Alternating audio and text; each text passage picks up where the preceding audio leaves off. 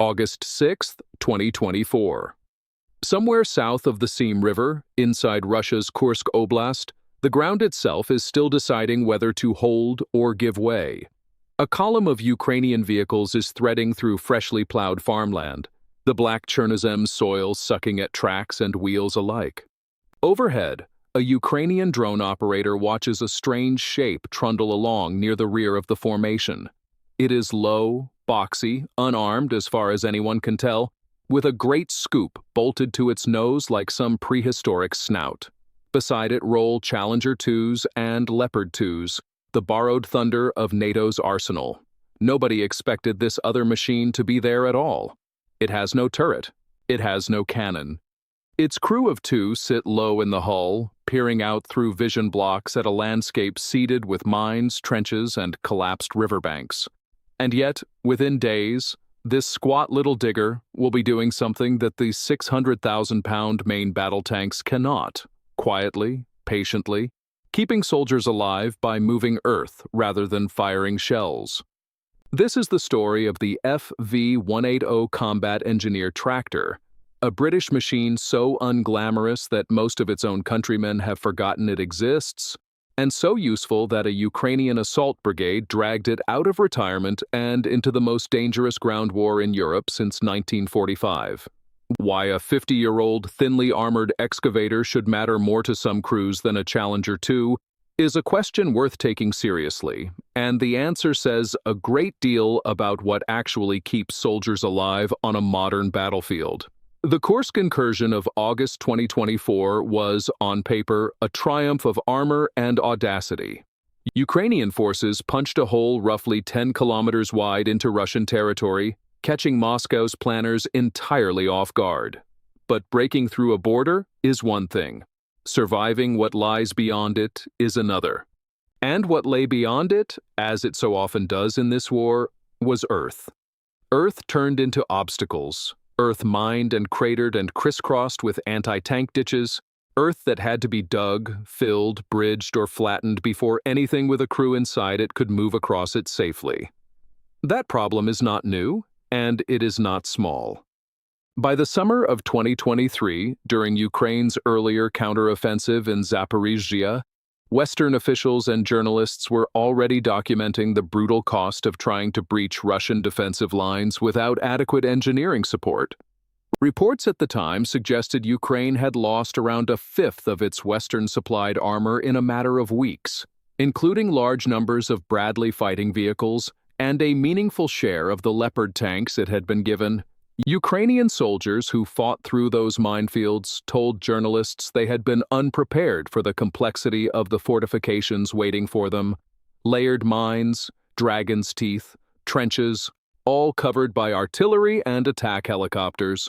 Photographs and drone footage from that period, later geolocated by open-source analysts, showed clusters of burnt-out Leopards, Bradleys, and MRAPs sitting exactly where they had been immobilized, sitting ducks the moment the advance stalled. The lesson, learned at appalling cost, was that no amount of frontal armor solves a problem that is fundamentally about ground, not firepower. A minefield does not care how thick your tank's glacis plate is. A flooded ditch does not care about your composite armor package. What stops an advance is the terrain itself, and the only answer to terrain is engineering. Vehicles built specifically to dig, to clear, to bridge, to make a path safe enough for everything behind them to follow. The Soviet-designed BAT-2 and MDK combat engineering vehicles that Russia fielded gave its own forces a head start in this grim specialism, having been built for exactly the kind of large-scale mechanized breakthrough that Soviet doctrine always assumed would eventually be necessary somewhere on the North European plain. Ukraine, by contrast, had inherited a patchwork of aging Soviet-era engineering stock and whatever its Western partners could spare, and spares of dedicated breaching vehicles were, and remain, in desperately short supply. This scarcity was never a minor administrative inconvenience. It shaped the entire tempo of the war. Analysts covering the 2023 counteroffensive noted that Ukraine's supporting engineering assets, in particular older Soviet-pattern mine-clearing vehicles, were themselves knocked out early in several assaults, leaving the armor following behind them to either halt under fire or press on blind through unswept ground. Western nations, recognizing the gap, began pledging specialized armored engineering vehicles to Ukraine from 2023 onward. But demand for breaching capability across a front stretching well over 1,000 kilometers vastly outstripped supply, and the loss of a single engineering vehicle to a mine or an artillery strike could delay an entire brigade's advance by hours and days, in which soldiers sat exposed in the open. Into that gap, almost unnoticed, stepped a machine Britain had already thrown away. The FV180 traces its origins back to 1962, when Britain, France, and West Germany agreed to jointly develop a lightweight, amphibious combat engineer vehicle capable of keeping pace with an armored advance. The Royal Ordnance Factory at Leeds built the first prototypes, but the tripartite arrangement did not survive contact with reality. France withdrew from the program in 1968, and West Germany followed in 1970. Each pursuing its own path. Britain persisted alone, refining the design through the early 1970s and deliberately using off-the-shelf components for the powertrain and steering wherever possible in order to keep costs down. The result entered British Army service as the FV180 Combat Engineer Tractor after successful trials in 1975, with full production beginning in 1977 and the first service-ready vehicles arriving with the Royal Engineers in 1978.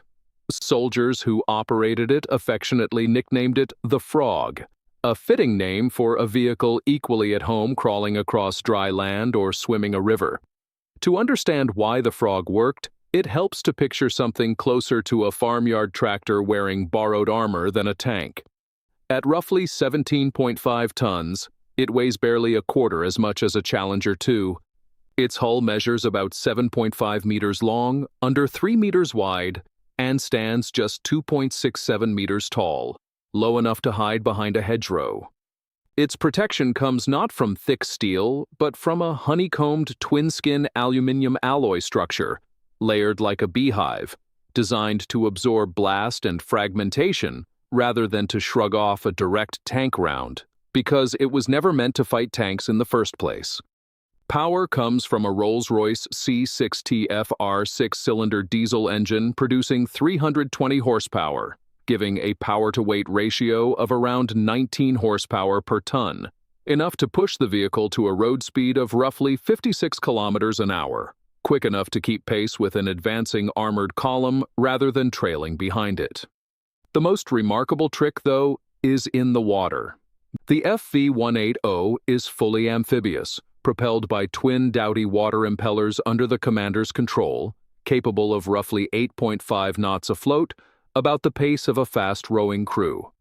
A folding washboard around the upper hull keeps water from swamping the crew compartment, while a rocket-propelled anchor can be fired ashore to help the vehicle haul itself up a steep or slippery riverbank. A feature that sounds almost comical until you remember it exists purely to stop the vehicle sliding backwards into a river under fire.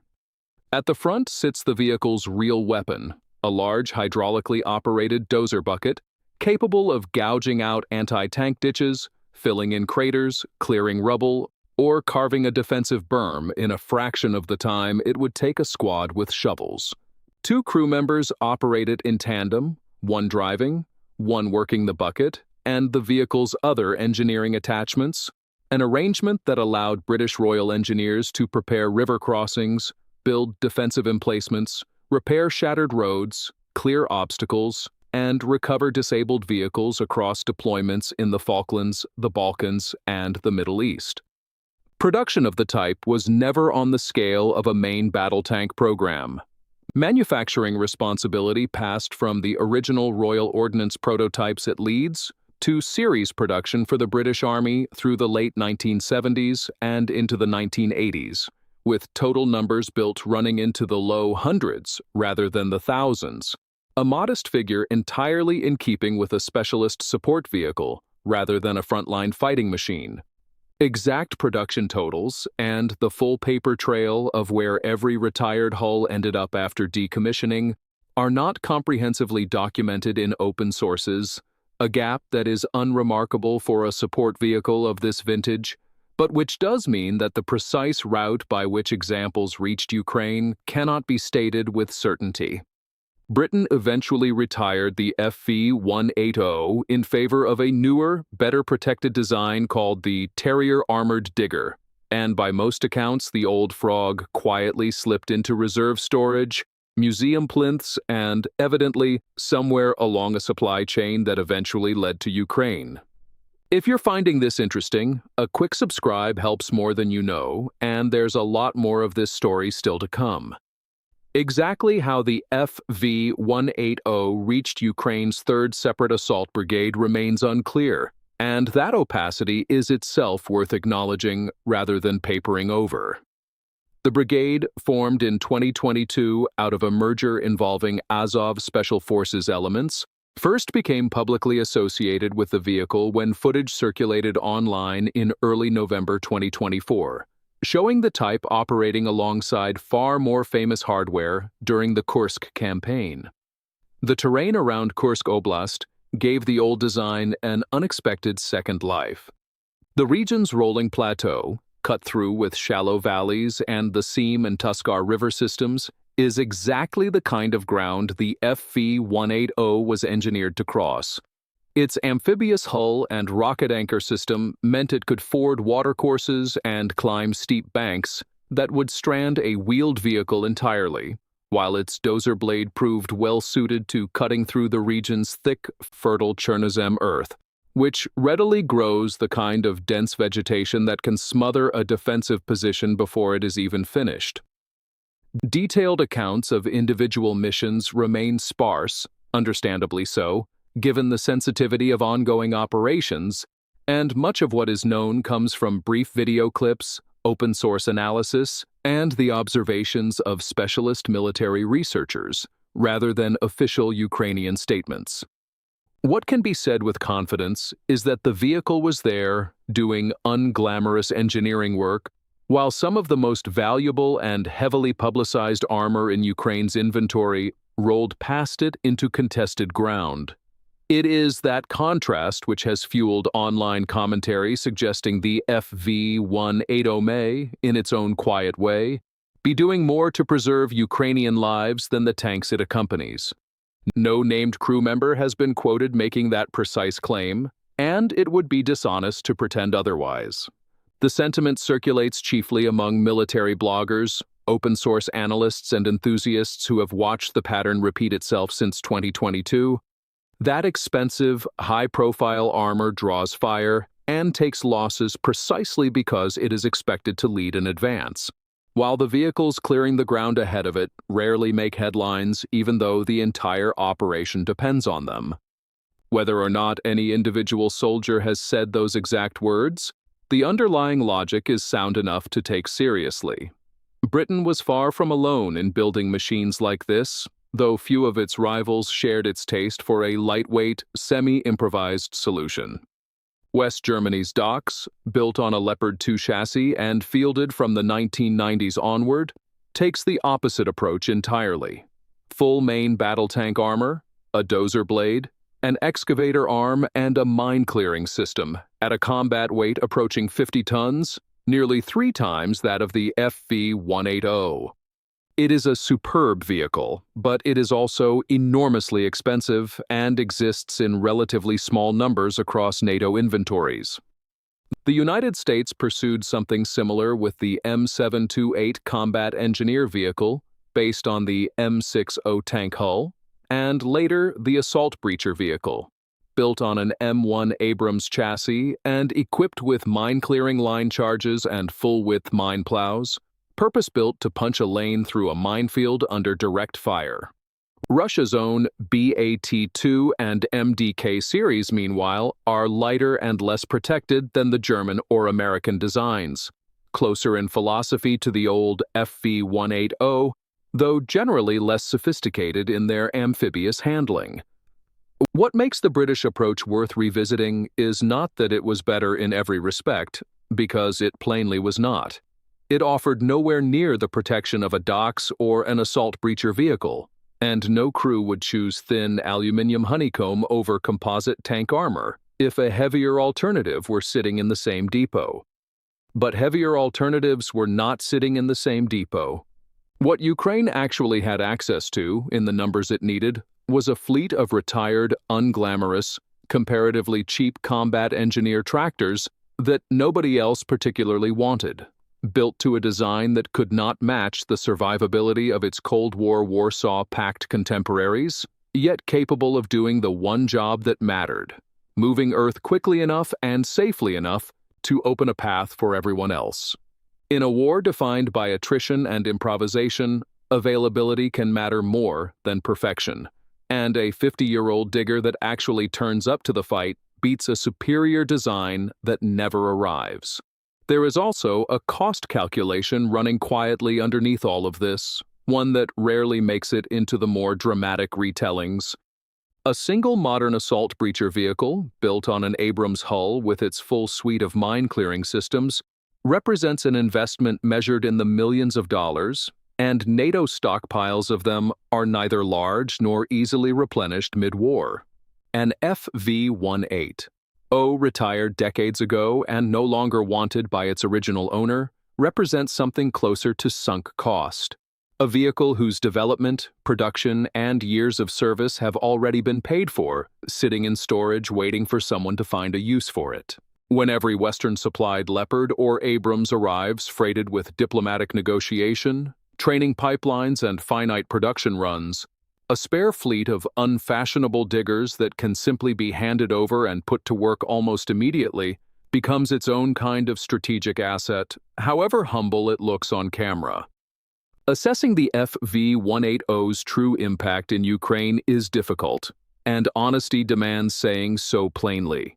There is no reliable public tally of how many mines it has cleared, how many defensive positions it has dug, or how many lives its work has directly saved. The brigade operating it has not published detailed after-action reports, and much of what analysts know comes from fragments of footage rather than official disclosure.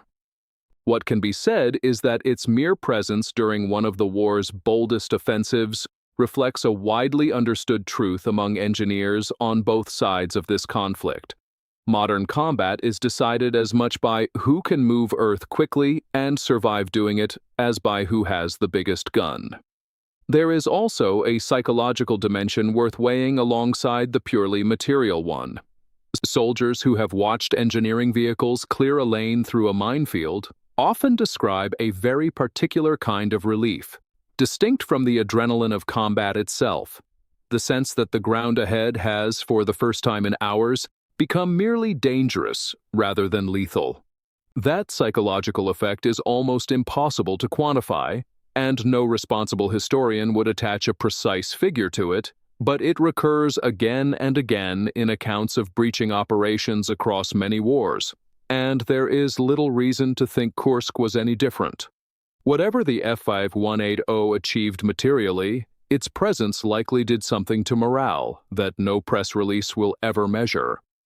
The vehicle's legacy in British service already runs through its successor, the Terrier armoured digger, which inherited much of the FV180's underlying philosophy: amphibious mobility, a versatile digging arm, a small crew, in a more modern and considerably better protected package built around a welded steel and composite hull rather than aluminium honeycomb.